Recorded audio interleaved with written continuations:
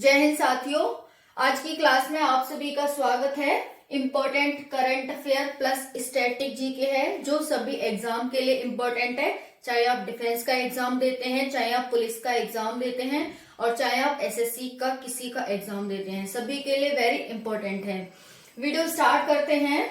हाल ही में राष्ट्रपति के सुरक्षा बेड़े से रिटायर हुए घोड़े जिसका नाम विराट है ने गणतंत्र दिवस परेड में कितनी बार भाग लिया? आंसर हो जाएगा 13वीं बार इसने भाग लिया। इस बार कौन सा गणतंत्र दिवस मनाया गया था? आंसर हो जाएगा 72 यानी कि 72वां। अगर हम बात करें स्वतंत्रता दिवस कौन सा मनाया गया 2022 में, तो आंसर हो जाएगा 75वां। स्वतंत्रता दिवस कब मनाया जाता है? 15 अगस्त को मनाया जाता है। और गणतंत्र दिवस कब मनाया जाता है? तो 26 जनवरी को मनाया जाता है। गणतंत्र दिवस क्यों मनाया जाता है, मतलब क्या होता है इसका? इस दिन हमारा संविधान लागू हुआ था, इसी को गणतंत्र दिवस के रूप में मनाते हैं। वहीं पर स्वतंत्रता दिवस की बात करें तो स्वतंत्रता दिवस को अंग्रेजों से भारत को स्वतंत्रता मिली थी, आजादी मिली थी, इसी के रूप में 15 अगस्त को स्वतंत्रता दिवस मनाया जाता है। तो हाल ही में राष्ट्रपति के सुरक्षा बेड़े से रिटायर हुए घोड़े जिसका नाम विराट है ने गणतंत्र दिवस परेड में कितनी बार भाग लिया? आंसर हो जाएगा 13वीं बार। पहली बार इसने कब भाग लिया था? तो आंसर हो जाएगा 75।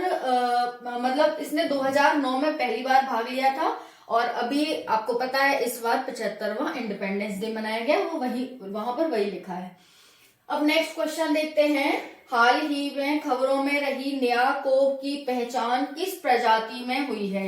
न्याकोप एक प्रकार की बीमारी है, इसकी पहचान किस में हुई है? तो चमगादड़ की प्रजाति में इसकी पहचान हुई है। काफी इंपॉर्टेंट सेशन है ये। हाल ही में खबरों में रही न्याकोप की पहचान किस प्रजाति में हुई है? आंसर हो जाएगा चमगादड़। नेक्स्ट क्वेश्चन है, भारतीय वित्त मंत्री निर्मला सीतारमन ने हाल ही में कौन सा बजट पेश किया? आपको पता है वर्तमान में जो हमारी वित्त मंत्री है भारत की वो निर्मला सीतारमन है। उनके द्वारा कौन सा बजट पेश किया गया? आंसर हो जाएगा 4th बजट पेश किया गया। बजट हर साल यानी कि प्रत्येक वर्ष पेश किया जाता है लोकसभा में। बजट में होता क्या है? आय व्यय का लेखा जोखा जो सरकार होती है वो लोकसभा के सामने रखती है और उससे पैसे निकालने की संचित निधि में से आज्ञा मांगती है, इसी को बजट कहा जाता है। बजट में होता है कि इतना पैसा हम सड़क पर खर्च करेंगे, इतना पैसा हम गरीबों के उत्थान में खर्च करेंगे, इतना पैसा हम प्रधानमंत्री आवास योजना में, इस तरह से जितनी भी योजनाएं चलती हैं उनके लिए पैसा लिया जाता है और बताया जाता है कि हम इस पैसे को इस तरह से खर्च करेंगे, इसी को बजट कहा जाता है। बजट का उल्लेख भारतीय संविधान के अनुच्छेद 112 में किया गया है। उसमें बताया गया है कि हर साल सरकार क्या करेगी, एक वित्त का लेखानुदान पेश करेगी, जिसे ही क्या कहा जाता है? बजट कहा जाता है। तो यहाँ पर देख सकते हैं 4th बजट पेश किया गया था। बजट में 25,000 किलोमीटर हाईवे बनाने की बात की गई है। नेक्स्ट क्वेश्चन है, क्रिप्टो करेंसी से कमाई पर सरकार कितने प्रतिशत टैक्स लगाने वाली है? क्रिप्टो करेंसी यानी कि एक ऐसी करेंसी, ये डिजिटल करेंसी है, सिक्योर करेंसी है, इस पर सरकार 30% टैक्स लगाएगी। इससे जो कमाई होगी, यानी कि आप कोई भी चीज खरीदते हो उसे 100 में खरीदते हो, 150 में बेच देते हो, तो जो 150 पर टैक्स लगाया जाएगा, जो 50 रुपए पर टैक्स लगाया जाएगा, उसको उसकी कमाई कहते हैं। और सरकार भी इसी तरह से कुछ इस तरह से 30% टैक्स लगाएगी। यहाँ पर देख सकते हैं जापान के नागरिक क्रिप्टो करेंसी बनाने में माहिर हैं और जापान के ही एक व्यक्ति के द्वारा क्रिप्टो करेंसी का ही एक अलग रूप है। जैसे क्रिप्टो करेंसी में कई प्रकार होते हैं, बिटकॉइन हो गया, डॉजी कॉइन हो गया, अलग अलग तरह से कई प्रकार की क्रिप्टो करेंसी होती है। तो जो बिटकॉइन की खोज की थी वो सातोशी नाकामोतो के द्वारा की गई थी। सातोशी नाकामोतो के द्वारा इसकी खोज की गई थी। कब? 3 जनवरी 2009 को बिटकॉइन की।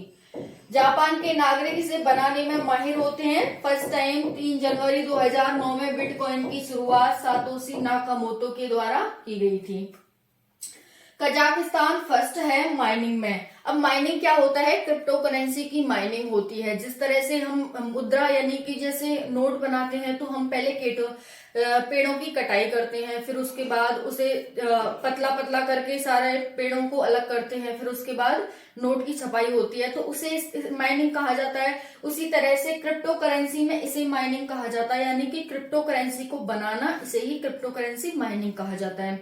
क्रिप्टो करेंसी 1, 2 या 4 दिन में नहीं बनती है, इसे एक लॉन्ग टाइम की जरूरत होती है। 2 महीने, 4 महीने, 6 महीने, साल भी लग जाती है एक क्रिप्टो करेंसी को बनने में। पहले बताया मैंने, ये एक डिजिटल कोड होता है, एक कोड को बनने में 4, 6, 10 महीने तक भी लग सकते हैं। इसमें बहुत सारे कंप्यूटर, 101 कंप्यूटर लगाए जाते हैं जो कंटिन्यू कार्य करते रहते हैं दिन रात, 6 महीने, 7 महीने तक, जब जाके एक कोड बनकर के आता है, उसी को क्रिप्टो करेंसी कहा जाता है।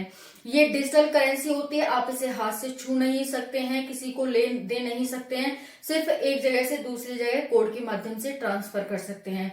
जो इसे खरीदता है, कोड सिर्फ उसी के पास रहता है और किसी के पास इसका कोड की कोई लीकेज नहीं रहती है, इसीलिए इसे सिक्योर करेंसी कहा जाता है।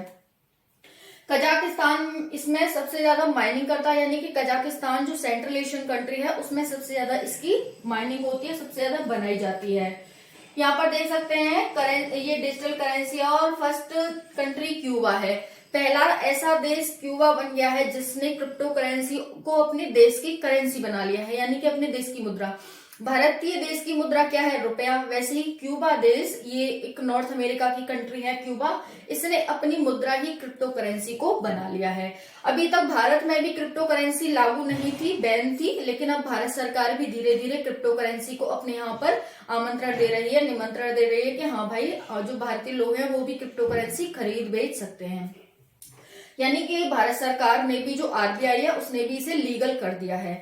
अब नेक्स्ट देखते हैं, केंद्र सरकार ने हाल ही में दूरसंचार कंपनियों को अंतर्राष्ट्रीय कॉल और मैसेज को कितने वर्ष तक सुरक्षित रखना अनिवार्य कर दिया है?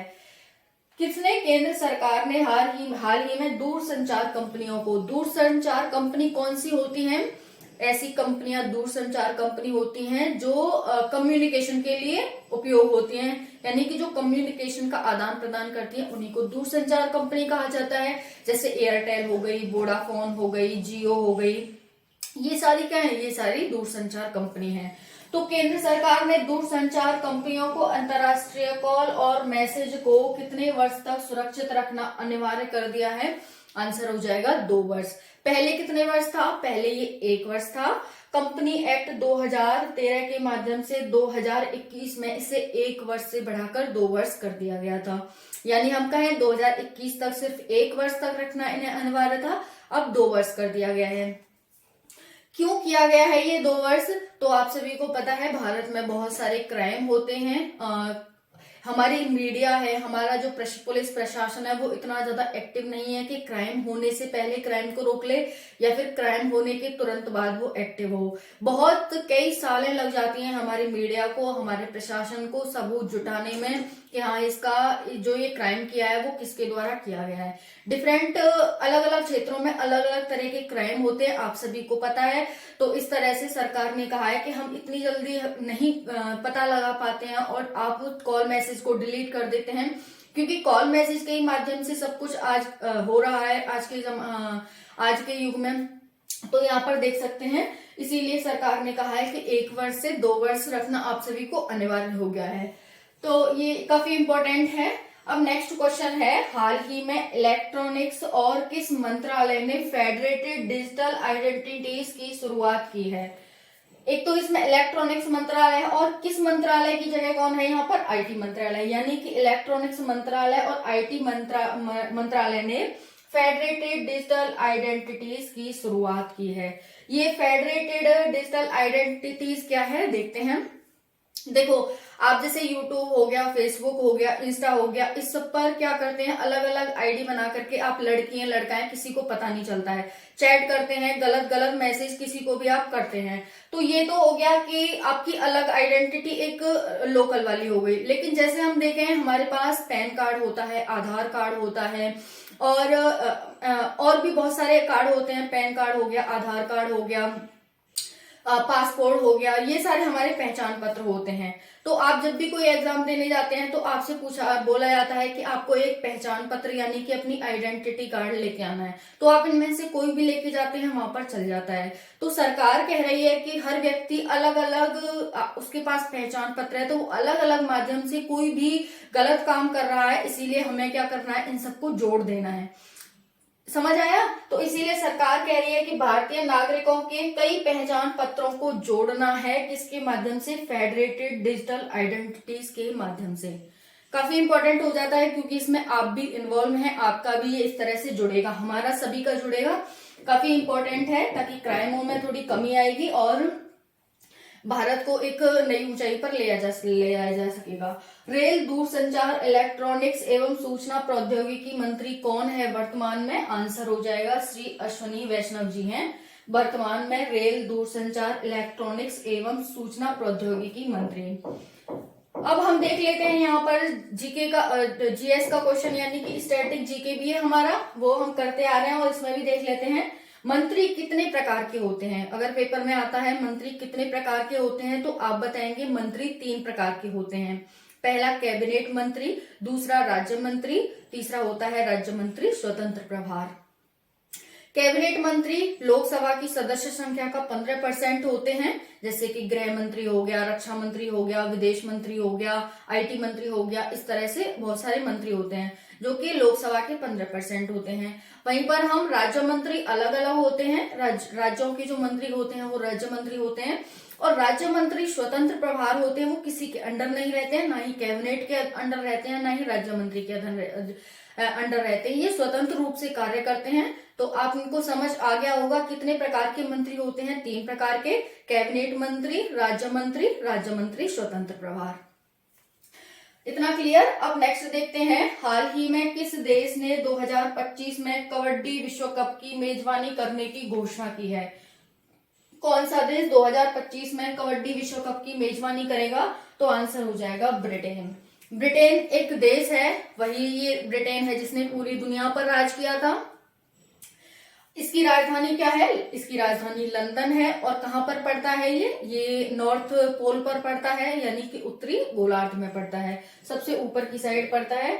अब इसमें 4 किंगडम हैं, जैसे कि यूएई 7 किंगडम से मिलकर के बना हुआ है, जैसे कि संयुक्त अरब अमीरात जो यूएसए है, संयुक्त अमेरिका है वो 50 राज्यों से मिलकर के बना हुआ है, वैसे ही ब्रिटेन भी 4 किंगडम से मिलकर के बना हुआ है। 4 किंगडम, या तो आप इन्हें राज्य कह लो या फिर किंगडम कह लो, ये देश नहीं कह सकते आप इन्हें, राज्य या किंगडम कह सकते हैं। इंग्लैंड, स्कॉटलैंड, वेल्स और नॉर्दर्न आयरलैंड। नॉर्दर्न आयरलैंड एक अलग कंट्री के रूप में माना जाता है क्योंकि जो ब्रेक्जिट हुआ था उसमें ये सम्मिलित नहीं हुआ था नॉर्दर्न आयरलैंड। तो यहाँ पर देख सकते हैं ब्रिटेन है वो 4 किंगडम से मिलकर के बना हुआ है, इंग्लैंड, स्कॉटलैंड, वेल्स और नॉर्दर्न आयरलैंड। ब्रेक्जिट क्या है? ब्रिटेन का एग्जिट। किससे एग्जिट? ईयू से एग्जिट, यूरोपियन यूनियन, जिसमें 28 देश थे, लेकिन जब ये 2020 में ब्रिटेन एग्जिट हो गया इससे, तो ये 27 देशों का एक समूह रह गया ईयू। ब्रिटेन का एग्जिट, ये 2016 से इसकी बात चल रही थी ब्रिटेन का ईयू से एग्जिट की, लेकिन ये हो कब पाया पॉसिबल? 2020 में, जब बोरिस जॉनसन की सरकार थी उनके द्वारा इसे पॉसिबल कराया गया और फिर ये 31 जनवरी 2020 को फाइनली ब्रिटेन का एग्जिट हो गया ईयू से। इसी को ब्रेक्जिट कहा गया था। वर्तमान में प्रधानमंत्री कौन है इसके, यूके के यानी कि ब्रिटेन के? आंसर हो जाएगा ऋषि सुनक हैं। राजा कौन है? राजा चार्ल्स तृतीय है। ये करंट अफेयर ही है अभी हाल का, सितंबर में देखो 8 सितंबर 2020 को जो महारानी एलिजाबेथ थी उनकी मृत्यु हो गई थी, फिर उसके बाद 8 सितंबर 2022 को ये राजा चार्ल्स तृतीय वहां के राजा बने थे। और ऋषि सुनक ये भारतीय मूल के कहा जा रहा है। अब भारतीय मूल के ना क्यों कहा जा रहा है वो देख लेते हैं। 1947 से पहले इनके जो दादा दादी थे, माता पिता थे, वो भारत में ही रहते थे, नौकरी करते थे। फिर नौकरी भारत से पहले, जब भारत आजाद नहीं हुआ था, पाकिस्तान भी भारत में ही था, उससे पहले ही क्या करते हैं वो अफ्रीका चले जाते हैं। तो अफ्रीका में इनका जन्म होता है, यही कारण है कि इनका जो रंग है वो थोड़ा डार्क है, काले हैं ये थोड़े। फिर उसके बाद ये ब्रिटेन चले जाते हैं और ये फिर भारतीय मूल के इसीलिए कहा जाता है इन्हें, इसलिए भारतीय मूल के कहे जा रहे हैं। क्योंकि इनका जन्म है, इनके जो दादा दादी थे वो भारतीय मूल के ही थे। इतना क्लियर हो गया। अब नेक्स्ट देखते हैं, हाल ही में संयुक्त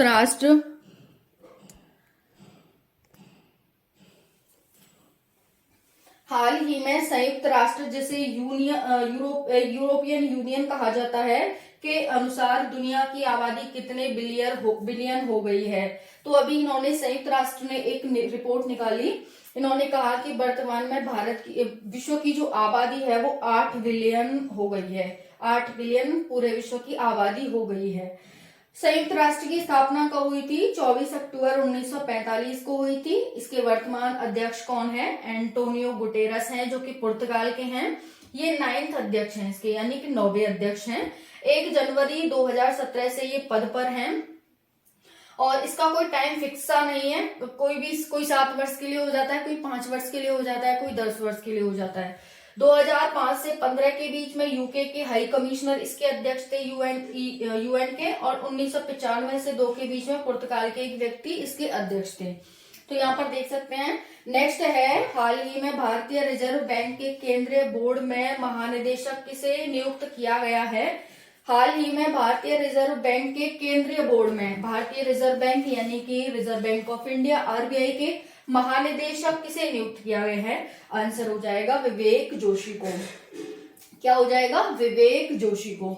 आरबीआई एक्ट 1934 के माध्यम से 1935 में आरबीआई की स्थापना की गई थी। 1949 में इसका राष्ट्रीयकरण कर दिया गया था। राष्ट्रीयकरण का मतलब होता है इसे एक सरकारी बैंक बना दिया गया था। पहले ये सरकारी बैंक नहीं थी, एक प्राइवेट बैंक थी, लेकिन 1949 में जब राष्ट्रीयकरण किया गया तो फिर इसे एक सरकारी बैंक बना दिया गया। यहाँ पर ये इतनी न्यूज आप देख सकते हैं। तो आपको अगर कोई भी डाउट होता है तो आप कमेंट सेशन में पूछ सकते हैं, और वीडियो कैसी लगी ये कमेंट सेशन में बता सकते हैं। इसकी जो पीडीएफ है वो कम्युनिटी पोस्ट पर आपको मिल जाएगी। जय हिंद, जय भारत।